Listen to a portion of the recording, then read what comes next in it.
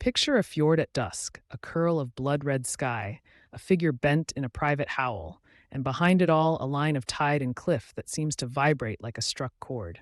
That image, the one the world calls the scream, is only the loudest note in Edvard Munch's long, restless music. He painted fear as a color, heartbreak as a horizon, and private grief as a public scene. Today, we will follow the sharp angles and the soft, aching lines of a man who turned inner experience into a new language for art. We will visit the sick room, where childhood loss hardened into subject, the lovers' rooms, where desire teeters into dread, and the print shop, where Munch multiplied his anxieties to reach a continent. Along the way, you'll meet the Madonna, who is both saint and sensual woman, the girls on a bridge who become choir and chorus, and paintings that seem to smell of winter and old hospitals. This is not just biography, it's an invitation to walk with Munch through his fear and beauty, and to hear how an artist turned the scream inside him into an image that still calls to us. Edvard Munch was born in 1863 in Norway and raised in a household that knew illness and quiet rooms. His father was a medical officer. His mother and sister both fell to tuberculosis when he was still young. Those losses were not distant backstory. They lived in the air of his youth and later returned to his canvases as a recurring mood. As a boy in Christiania, the young Munch found himself more drawn to drawing than to play. He copied woodcuts and posters, and he learned early how pictures could hold a human story. Portraits and photographs from later years show a man who carried his younger self like a weight. In some images, he looks small and intense, in others, defiantly gaunt. The sick child recalls his sister's fate with the blunt, compassionate gaze of someone who had watched a private catastrophe and decided it must be painted, not explained. That early pattern, private trauma refracted into public image, became the engine of his art. Munch came of age as European art was unmooring itself from academic rules. He absorbed realist narrative from Norwegian painters and the moral gravity of Scandinavian melodrama, but he also read literature and listened to music that emphasized mood over plot. Trips to Paris and time in Berlin introduced him to symbolism, the idea that art could represent inner truths rather than literal appearances, and to the printmakers who would later be his comrades. In coastal Åsgårdstrand, he learned how landscape could mirror feeling. An empty shoreline could read as loneliness. A tilted evening could become introspection. Works like Melancholy show that interplay of landscape and mood, while his early interest in prints and woodcuts presaged the restless experimentation that would define his career. He was not imitating Europe. He was converting its techniques into a vocabulary that fit his own obsessions. If you name a single Munch painting, you'll probably say The Scream. Painted in 1893 and repeated in several versions and media, it crystallizes his method: a reduction of forms to essentials, an intensified palette, and a figure as pure emotional instrument. But Munch's signature style is broader than one iconic scream. Look at Anxiety. The crowd at the waterfront becomes a face turned inward, color and line compressing social tension into a landscape of dread. In Death in the Sick Room, he stages grief like a small theater. Spare furniture, hands caught mid-gesture, faces that have already turned inward. Madonna shocks us because it mixes religious iconography with erotic presence, collapsing sanctity and sensuality into a single, ambiguous figure. These works share certain technical choices: flattened space that pushes figures forward, rhythmic, sometimes jagged outlines that feel like a drawn breath, and a palette that shifts from dusky earth to electric crimson when emotion intensifies. He called some of these pieces parts of a single project he thought of as a frieze of life, a thematic cycle that examines love, jealousy, anxiety, and death as different stations along the same road. There are at least two dramatic pivots in Munch's life. The first came in the 1890s as he moved from Christiania to continental Europe, especially Berlin. Exhibitions there made him notorious. Critics called some paintings obscene, others hailed their modernity.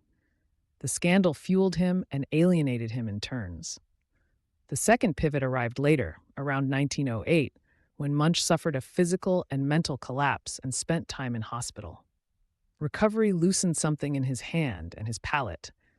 Later pictures often show brighter color and a terser, almost restorative formal clarity. He also began to think differently about his own legacy. In middle age, he started to arrange and keep his work, collecting paintings in his studio with deliberate care. That obsessive cataloging, he would eventually gift much of it to the city of Oslo, meant that his studio was both a museum of himself and a workshop in continuous revision.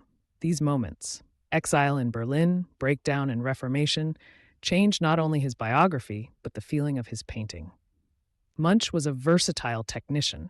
He painted in oil and tempera, he printed in lithograph and woodcut, and he used sketch studies and small oil studies as part of his process. He embraced printmaking not as secondary craft, but as a parallel language. His woodcuts are raw, carved responses that translate his paintings into bold black and white declarations. Lithography allowed softer grays and hand coloring to create intimacy. His lithographic Madonna shows how a drawing can be multiplied and inflected by color washes. On canvas, he alternated delicate washes with areas of thicker paint. Impasto is the technical term for very thick paint. But unlike the heavy impastos of some contemporaries, Munch used texture sparingly to mark moments of emphasis. His brushwork can be both nervous and tender, a trembling outline around a jaw, a brisk sweep across a horizon. He also worked from memory as often as from life, allowing memory's distortions, exaggeration of color, compression of space, to become deliberate, expressive tools. Three words return like anchors through Munch's work: death, love, and anxiety. Death is not only an event but a texture, the pallor of a face, a pulled curtain, the quiet of an empty bed. Love in Munch is complicated. Tender gestures are often shot through with fear or loss. Kisses can become silences. Embraces can feel like abdications. The Madonna is a paradox, a sensual woman haloed with grief, a sacred subject rendered as intimate encounter. Sexuality is rarely straightforward. It is bound to jealousy and to estrangement, as in Ashes or The Kiss, where lovers seem both drawn and broken. Anxiety is perhaps the most modern of his themes. He painted it as atmosphere.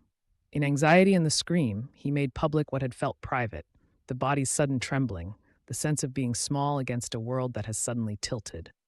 Munch's symbols are not fixed metaphors but charged images, repeated motifs that accumulate meaning across a lifetime of paintings. Munch's career was a push-pull of acclaim and outrage. Early shows in Europe provoked scandal.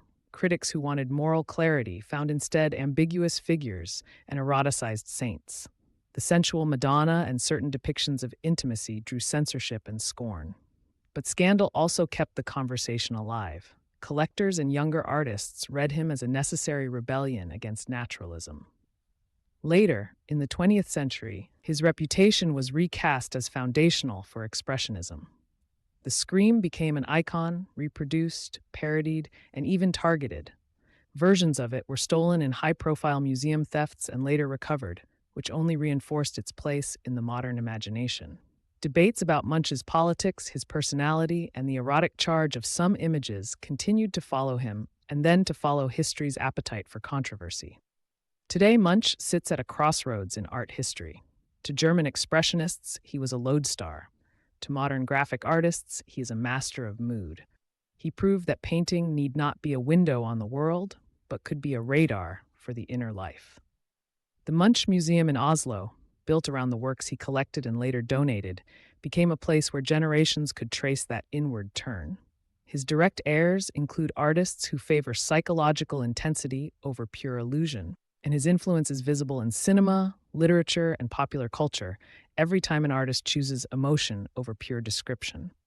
But perhaps his most lasting contribution is stylistic. He made confession into composition, showing that a painting could be a diary entry so powerful it becomes public ritual. Here are a few surprises to carry with you. 1. There are multiple Scream images, painted, drawn, and printed, so the famous howl exists in several distinct versions, each with its own texture and mood. 2. Munch treated prints as equal to paintings. He used woodcuts and lithographs to spread his images the way a musician records a song. 3. The Madonna caused moral outrage because it blends devotion and desire. Viewers argued whether it was blasphemy or new spirituality. 4. He was meticulous about keeping and arranging his own work, so what seems like a sprawling, impulsive oeuvre is also carefully curated by the artist himself. And one last small oddity. Munch sometimes interwove the same faces across different scenes so that acquaintances become chorus members in his lifelong drama, a private repertory company of grief and longing. Edvard Munch painted as if painting could be a kind of listening to pain, to memory, to the body's sudden alarms. His canvases are not illustrations of illness or love. They are acts of attention that turn inward storms into images we can inhabit. The scream he painted is still effective because it is not merely theatrical. It is precise, humane, and immediately legible to anyone who has ever felt the world tilt. In his later life, he watched critics change their tune and nations reshape their museums. Still, he remained stubbornly true to the same project, to make inner life visible.